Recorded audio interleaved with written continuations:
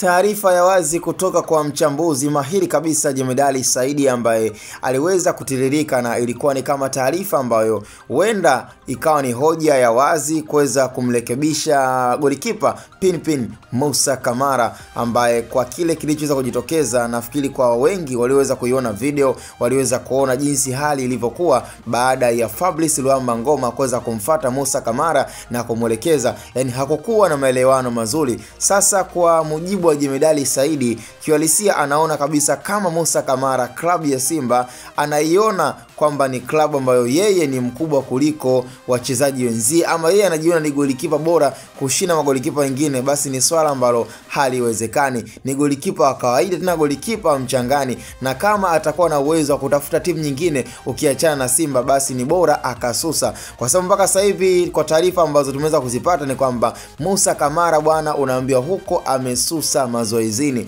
yani baada ya mechi kumalizika. Yani katika upande mwingine wa kuweza kukaa na wenzie, ilionekana kabisa kwamba yupo kwenye ghadhabu na hasira kubwa sana baina yeye pamoja na Fabrice Luamba Ngoma. Yani baada ya kuvalishwa medali, yani haikuisha mpaka iishe, yani bado Musa Kamara alionekana kwamba ana ghadhabu. Ndio maana mpaka sasa hivi watu wamekuwa kimjia juu na kumwambia kama amesusa au kama anataka kuondoka kwenye klabu ya Simba, basi sio sababu, kwa sababu hakukuwa na pengine kosa kubwa la Fabrice Luamba Ngoma kumfuata na kumwelekeza. Lakini kama atahisi ndo kosa na itakuwa ndo sababu ya kususa, basi hakuna haja ya kuendelea na klabu ya Simba. Kama anajiona yeye ni mkubwa ama yeye ni golikipa mkubwa ambaye hayastahili na wala hataki kukosolewa, basi ana maamuzi ya kuondoka na kutafuta klabu nyingine ukiachana na klabu ya Simba, kwa sababu tukio liliweza kufanyika, hakuna mchezaji aliyewahi kufanya wala golikipa wa Simba aliyewahi kufanya mambo kama hayo. Cha msingi bwana, tukutane kwenye comment.